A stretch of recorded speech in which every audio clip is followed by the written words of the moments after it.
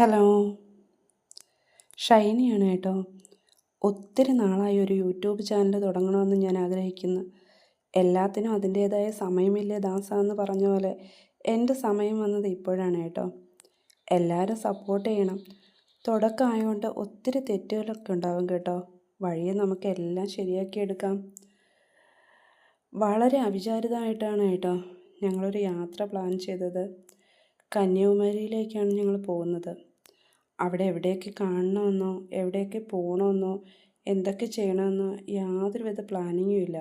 രാവിലെ ഒരു 11 മണിയൊക്കെ ആയപ്പോൾ ഇറങ്ങി കേട്ടോ ഞങ്ങൾ വീട്ടിൽ നിന്ന്. അപ്പോൾ പിള്ളേർക്ക് ഞങ്ങൾക്കൊക്കെ വിശക്കാൻ തുടങ്ങി. അങ്ങനെ ഞങ്ങൾ കേശവദാസപുരത്തുള്ള ഒരു ഹോട്ടലിൽ നിന്ന് ഫുഡ് കഴിച്ചു കേട്ടോ. ഫുഡ് കഴിച്ച ശേഷം അവർക്ക് ജ്യൂസ് വേണമെന്ന് പറഞ്ഞു. അപ്പോൾ അവർക്ക് ജ്യൂസൊക്കെ വാങ്ങി കുടിച്ചു. അവർക്ക് വളരെ സന്തോഷമായി കേട്ടോ. അവർക്ക് യാത്ര പോകാൻ ഒരുപാട് ഇഷ്ടമാണ്. ഇങ്ങനെയൊക്കെ പോകുന്നതും ഹോട്ടലിലൊക്കെ കയറി ഫുഡ് കഴിക്കുന്നതും എല്ലാം അവർക്ക് ഒത്തിരി ഇഷ്ടമാണ്. അവരുടെ സന്തോഷമല്ലേ നമ്മുടെ സന്തോഷം. അതുകൊണ്ട് ഇടയ്ക്കൊക്കെ ഞങ്ങൾ ഇത്തരത്തിലുള്ള ചെറിയ യാത്രകൾ പോകാറുണ്ട് കേട്ടോ. ഫുഡ് കഴിച്ച ശേഷം ഞങ്ങൾ വീണ്ടും യാത്ര ആരംഭിച്ചിരിക്കുകയാണ്. തിരുവനന്തപുരത്ത് കൂടിയാണ് ഞങ്ങൾ യാത്ര ചെയ്തുകൊണ്ടിരിക്കുന്നത് കേട്ടോ. അപ്പോൾ തിരുവനന്തപുരത്ത് കുട്ടികൾക്ക് പലതും പരിചയപ്പെടാനുണ്ടല്ലോ. ഒരുപാട് ചരിത്ര പ്രാധാന്യമുള്ള കാര്യങ്ങൾ നമുക്കവർക്ക് പറഞ്ഞു കൊടുക്കാൻ പറ്റും. അവരതെല്ലാം കേൾക്കുന്നുണ്ട് കേട്ടോ. അവരുടെ അച്ഛൻ അതെല്ലാം വിശദീകരിച്ച് കൊടുക്കുന്നുണ്ട്. നമ്മളിതേ ഇപ്പോൾ സെക്രട്ടേറിയറ്റ് പരിസരത്തു കൂടിയാണ് പോയിക്കൊണ്ടിരിക്കുന്നത്. അവിടുത്തെ വിശേഷങ്ങളും അവിടുത്തെ കാര്യങ്ങളും ഒക്കെ എല്ലാം അവരുടെ അച്ഛൻ വിശദീകരിച്ച് കൊടുക്കുന്നുണ്ട്. അവർ ഓരോ സംശയങ്ങൾ തിരിച്ച് ചോദിക്കുന്നുണ്ട് കേട്ടോ. അവരാദ്യമായിട്ടാണോ ഇത്തരത്തിലുള്ള കാഴ്ചകളെല്ലാം കാണുന്നത്. കുറേ നേരം യാത്ര ചെയ്തിട്ട് നമ്മൾ രാത്രി ഒരു 12 മണിയൊക്കെ ആയി കേട്ടോ ഹോട്ടലിലെത്തിയത്. അതുകൊണ്ട് അവിടുത്തെ കാഴ്ചകളൊന്നും എടുക്കാൻ പറ്റിയില്ല. രാവിലെ ഇതേ ഞങ്ങളൊരു 6-6:30 മണിയൊക്കെ ആയപ്പോൾ റെഡിയായി കന്യാകുമാരി തീരത്തേക്ക് പോകാൻ ഹോട്ടലിൽ നിന്ന് പുറത്തേക്ക് വന്നിട്ടുണ്ട് കേട്ടോ. ഇതേ ഞാൻ എല്ലാവരോടും ആ കാര്യങ്ങളാണ് പറയുന്നത് കേട്ടോ. ചേട്ടൻ കാർ എടുക്കാൻ പോയിട്ടുണ്ട്. കാർ ഇതേ വന്നു കേട്ടോ. നമ്മൾ താമസിച്ച ഹോട്ടലിൻ്റെ ഒരു തൊട്ടടുത്തൊക്കെ ആയിട്ടാണ് തീരം വരുന്നത്. അപ്പം എന്നാലും നമ്മൾ വെയിലുള്ളത് കൊണ്ട് വണ്ടി തന്നെ അങ്ങോട്ട് പോകാമെന്ന് വിചാരിച്ചു കേട്ടോ. പോയി നമ്മളിതേ അവിടുത്തെ പാർക്കിങ്ങിൽ എത്തിയിട്ടുണ്ട്. കാറ് പാർക്ക് ചെയ്തു. 70 രൂപയാണ് കേട്ടോ നമ്മൾ കാറ് പാർക്ക് ചെയ്യുന്നതിന് വേണ്ടിയിട്ട് അവിടെ ചാർജായിട്ട് വന്നിട്ടുള്ളത്. അപ്പോൾ നമ്മൾ പാർക്കിംഗ് ഫീസൊക്കെ കൊടുത്തിട്ട് തീരത്തോട്ട് നടന്ന് പോവുക. നമ്മൾ കുറച്ച് ദൂരം നടന്നിട്ടുണ്ട് കേട്ടോ. നല്ല വെയിലുണ്ട്. രാവിലത്തെ വെയിലാണ്. നല്ല ചൂടും ഉണ്ടായിരുന്നു കേട്ടോ വെയിലിന്. എങ്കിലും കടൽ കാണാനുള്ള ഒരു ആഗ്രഹം കൊണ്ട് ഇങ്ങനെ നടക്കുവാണ് കേട്ടോ. ഒത്തിരി പേരിങ്ങനെ നോക്കുന്നുണ്ട് വീഡിയോ എടുക്കുന്നത് കണ്ടിട്ടേ. ആദ്യമായിട്ടാണല്ലോ എനിക്കിങ്ങനെ ഒരു അനുഭവം ഉള്ളത്. നമ്മളിതേ കടൽ തീരത്ത് എത്തിയിട്ടുണ്ട്. കടലൊക്കെ കാണുമ്പോൾ നമ്മളെല്ലാവരും കുട്ടികളായിട്ട് മാറുമല്ലേ. നമുക്കൊരു ആവേശവും ആനന്ദവും ഒക്കെയാണ് കടലിൽ ഇറങ്ങി കളിക്കാനായിട്ട്. പക്ഷേ ചേട്ടന് കടലിലിറങ്ങുന്നത് ഇഷ്ടമല്ല കേട്ടോ. ചേട്ടന് കാല് നനയ്ക്കുന്നത് ഇഷ്ടമല്ല. അതുകൊണ്ട് ഞങ്ങളങ്ങോട്ട് ഇറങ്ങാനും സമ്മതിച്ചില്ല. ഞങ്ങൾക്കതിൽ ചെറിയൊരു വിഷമം ഉണ്ടായിരുന്നു.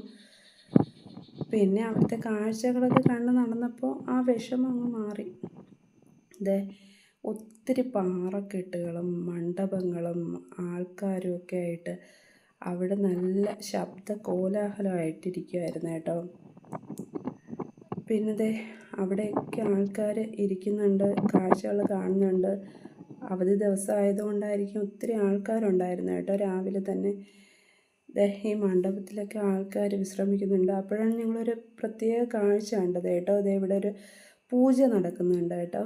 എനിക്ക് തോന്നുന്നു ഈ ബലിതർപ്പണം പോലെ എന്തോ ഒരു പൂജയാണെന്ന്. അവർ കൈയൊക്കെ അടിച്ചിട്ട് ഓം നമ ശിവായ മന്ത്രമാണ് പറഞ്ഞുകൊണ്ടിരിക്കുന്നത്. നമ്മുടെ നാട്ടിലെ ബലിതർപ്പണം ഇങ്ങനെയൊന്നും അല്ലല്ലോ. ആദ്യമായിട്ടാണ് ഞാൻ ഇങ്ങനൊരു കാഴ്ച കണ്ടത് കേട്ടോ. അവരിത് ഒത്തിരി കൂവളത്തിൻ്റെ ഇലയൊക്കെ അവിടെ കൊണ്ടുവന്ന് ആ ചാക്കിൽ വെച്ചിട്ട് അവർ ഈ ഉച്ചത്തിൽ കൈ കൊട്ടിയിട്ടാണ് പ്രാർത്ഥിക്കുന്നത് കേട്ടോ, മന്ത്രങ്ങൾ ചൊല്ലുന്നത്. നമ്മൾ ഒത്തിരി നേരം അവിടെ നിന്ന് അത് കണ്ടുകൊണ്ടിരുന്നിട്ട് പിന്നെയും ചുറ്റി അടിക്കാൻ തുടങ്ങി കേട്ടോ. അപ്പോൾ കണ്ടോ, കൊച്ചു കുട്ടികളും ആൾക്കാരൊക്കെ ഈ ഇങ്ങനത്തെ വേഷമൊക്കെ കെട്ടിയിട്ട് അവരെന്തോ പൂജയുടെ ഭാഗമായിട്ടാണെന്ന് തോന്നുന്നു. പിന്നെ അവിടെ ഒരുപാട് കച്ചവടക്കാരുണ്ട് കേട്ടോ. കന്യാകുമാരിയുടെ ഒരു പ്രത്യേകതയാണത്. ഒത്തിരി കച്ചവടക്കാർ, പലതരത്തിലുള്ള കച്ചവടങ്ങൾ അവിടെ നടക്കുന്നുണ്ട്.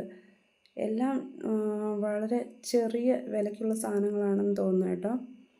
പിന്നെ അതേ ഞങ്ങൾ ഇച്ചിരി നടന്നപ്പോഴത്തേക്ക് ശംഖുകളും മുത്തുകളും ചിപ്പികളും കൊണ്ടുള്ള സാധനങ്ങൾ ഉണ്ടാക്കിയിരിക്കുന്ന ഒരു അപ്പൂപ്പൻ്റെ കടയിൽ വന്നു. അപ്പൂപ്പൻ മലയാളിയാണ് കേട്ടോ.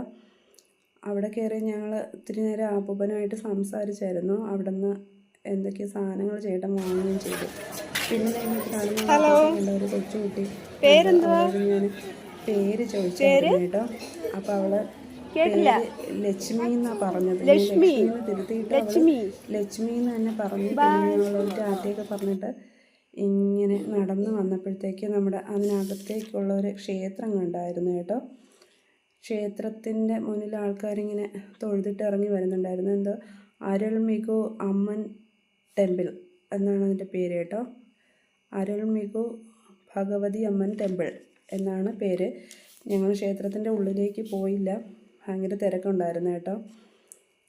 ഞങ്ങൾ അവിടെ നിന്ന് പ്രാർത്ഥിച്ച ശേഷം ആ ഇടനാഴിയിലൂടെ കുറച്ചിങ്ങനെ നടന്ന് പുറത്തോട്ട് ഇറങ്ങുവാണ് കേട്ടോ. അപ്പോൾ അവിടെ ഒത്തിരി പേര് എന്നെ ഇങ്ങനെ ശ്രദ്ധിക്കുന്നുണ്ടായിരുന്നു കേട്ടോ. എനിക്ക് സന്തോഷം തോന്നി. ഞാൻ ആദ്യമായിട്ടാണ് വീഡിയോ ചെയ്യുന്നതെന്ന് അവർക്കറിയില്ലല്ലോ.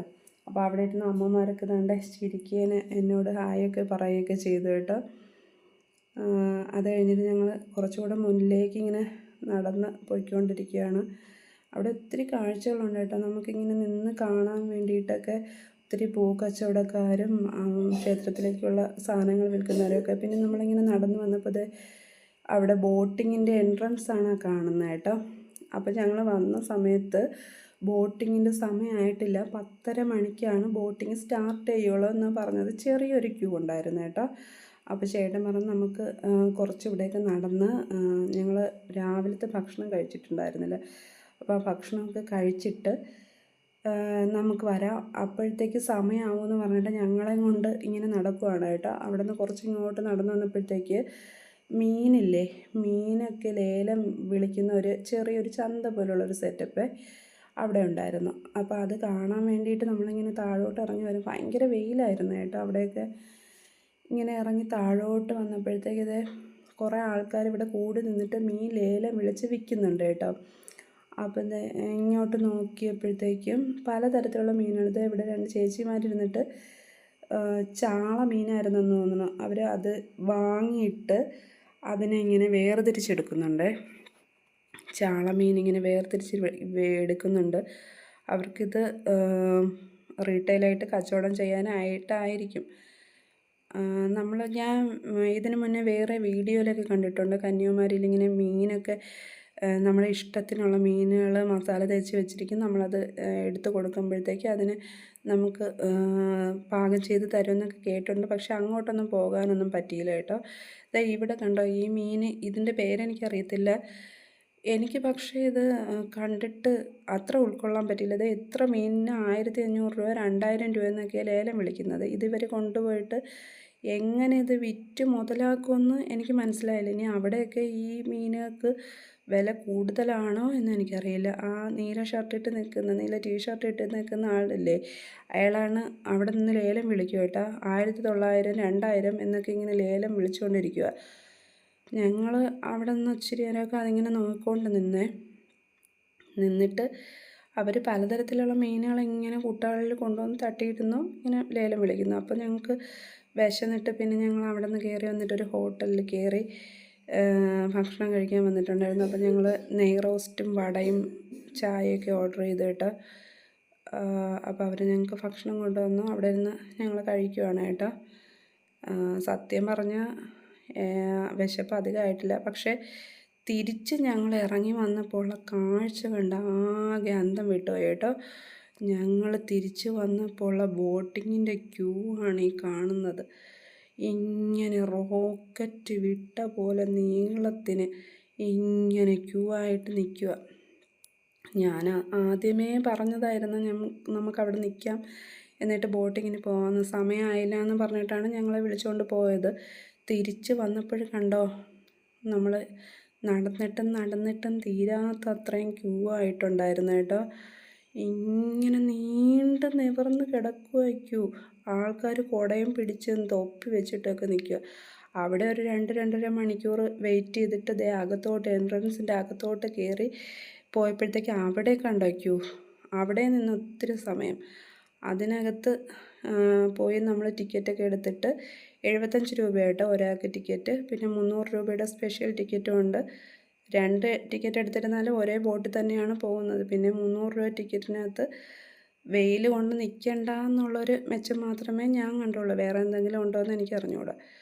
ദേ ബോട്ടിൻ്റെ അടുത്തോട്ട് വന്നപ്പോഴത്തേക്ക് ലൈഫ് ജാക്കറ്റൊക്കെ കൊണ്ടുവന്ന് ഇട്ട് തരുക. നമ്മൾ അതിൽ നിന്ന് ഓരോന്ന് എടുത്തുകൊണ്ട് വേണം ബോട്ടിനകത്തേക്ക് കയറാനായിട്ട്.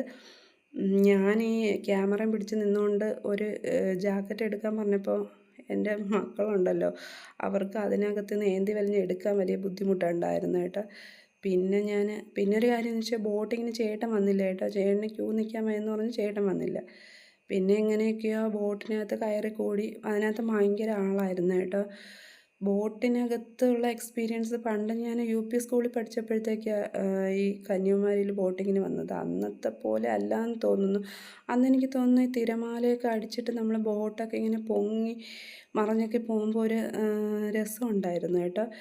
ഇപ്പം എനിക്ക് തോന്നുന്നു കടൽ ഭയങ്കര ശാന്തമായിട്ട് കിടന്നതുകൊണ്ട് അങ്ങനെയൊന്നും തിരമാലയൊന്നും അടിച്ചില്ല. എന്തായാലും പ്രശ്നങ്ങളൊന്നുമില്ലാതെ നമ്മൾ തീരത്തെത്തി.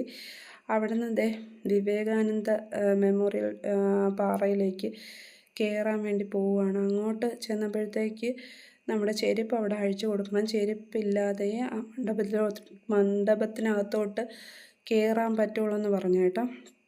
അപ്പോൾ ദേ ഇവിടെ ഈ കാണുന്ന സ്ഥലത്ത് ചെരുപ്പ് അഴിച്ചു കൊടുക്കണം. അപ്പോൾ അവർ നമുക്കൊരു ടോക്കൺ നമ്പർ പറഞ്ഞു തരും.